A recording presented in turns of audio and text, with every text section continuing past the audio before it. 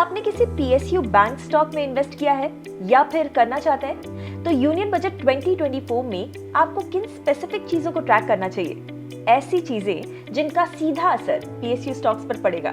Hello, मैं हूं गौरी। इस वीडियो में आपको इसी का जवाब मिलने वाला है। हम आपको बताएंगे 5 ऐसे अनाउंसमेंट्स जो कि अगर यूनियन बजट में इस बार किए जाते हैं तो पीएसयू स्टॉक्स को बहुत फायदा होने वाला है। And before we move ahead, make sure आपने हमारे चैनल को सब्सक्राइब कर लिया है। Okay, so PSU bank stock से जुड़ी पहली इंपॉर्टेंट बात जो कि आपको बजट में ट्रैक करनी है वो है एलोकेशन।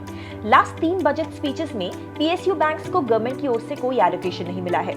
लास्ट कैपिटल सपोर्ट आया था बैक इन FY 21-22 जब पीएसयू बैंक्स को रिकैपिटलाइजेशन के लिए 20,000 करोड़ रुपए एलोकेट किए गए थे।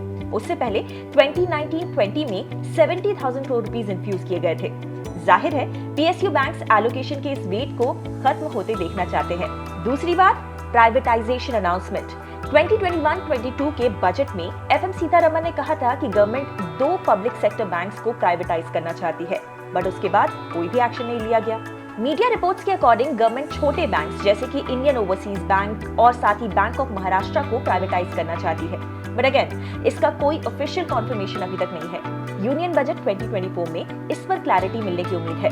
यूनियन बजट में FY 25 के फिस्कल डेफिसिट और बोरोइंग एस्टिमेट्स को भी जरूर देखिएगा। इंटरिम बजट में तो ये दोनों ही कम किए गए थे, which turned out to be good for PSU banks। ऐसा क्यों हुआ? See, you know fiscal deficit यानी कि गवर्नमेंट की इनकम से ज्यादा उसके खर्चे को मैनेज करने के लिए गवर्नमेंट ज्यादा पैसे लोन लेती है in the form of bonds. But जब गवर्नमेंट ये डिसाइड करे कि अभी उसे ज्यादा पैसे बोरो नहीं करने हैं तो इन बॉन्ड्स की जो यील्ड है यानी कि इंटरेस्ट रेट वो कम हो जाता है। This is good for PSU banks because they own a lot of these bonds. और जब बॉन्ड यील्ड कम हो जाती है तो उनकी वैल्यू भी बढ़ जाती है, making PSU banks investments more valuable. So इसका मतलब ये है कि अगर गवर्नमेंट फिस्कल डेफिसिट फ्रंट पर ऐसे ही डिसिप्लिन बनी रहती है इस साल भी, तो PSU बैंक्स के पास ज्यादा पैसे बचेंगे जिसे वो लेंडिंग बिजनेस में यूज कर सकते हैं। एक और चीज, अगर उम्मीद के मुताबिक गवर्नमेंट ने इंफ्रा स्पेंडिंग और कैपिटल एक्सपेंडिचर को बढ़ा दिया तो भी PSU बैंक्स को फायदा होने वाला है, बिकॉज इससे उनकी कॉर्पोरेट लेंडिंग बढ़ जाएगी। पब्लिक सेक्टर बैंक्स की एक और एक्सपेक्टेशन है डिपॉजिट्स पर टैक्स रिलीफ। सी, करंटली बैंक्स डिपॉजिट्स पर होने वाली इंटरेस्ट इनकम पर टैक्स डिडक्ट करते हैं when it exceeds 40,000 rupees a year. Savings account के केस में 10,000 पर एनम से ज्यादा के इंटरेस्ट इनकम पर टैक्स लगता है।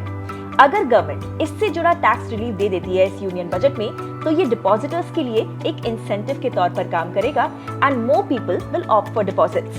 बैंक्स ये भी चाहते हैं कि फिक्स्ड डिपॉजिट्स को बाकी टैक्स सेविंग इंस्ट्रूमेंट्स के बराबरी पर लाया जाए। वो होगा कैसे? टैक्स सेविंग FDs के लॉक इन पीरियड को 5 साल से घटाकर 3 साल करने से।